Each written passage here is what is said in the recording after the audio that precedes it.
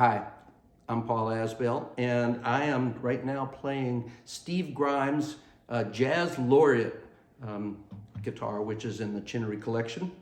And unlike a number of other ones that I've spoken about, this one is sort of more traditional within the era in which it was built. It's not sort of quite as iconoclastic as some. For example, it has the very typical binding around the quote F holes. You'll notice that they don't look very much like Fs exactly, but they are much more in keeping with the tradition than some of, say, Jim DeQuisto's innovations.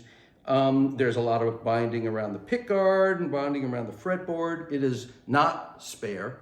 And it actually has things like the thumb wheels and a bunch of the classic Archtop features, that kind of a large headstock.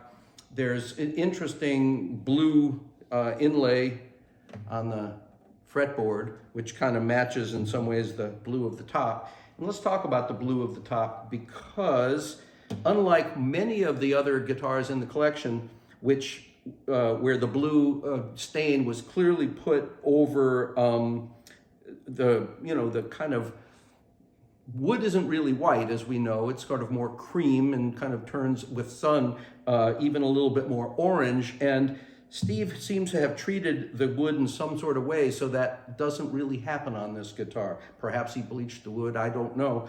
But what winds up happening is the blue is really more sky blue or Caribbean blue or Hawaii blue, which would be fitting because that's where Steve is based. And so in that respect, he has managed to keep a really blue guitar staying blue, even with, sun hitting the wood and stuff like that. So I have a feeling he did some treatment in order to do that. It's a gorgeous guitar, and it's a lot of fun to play.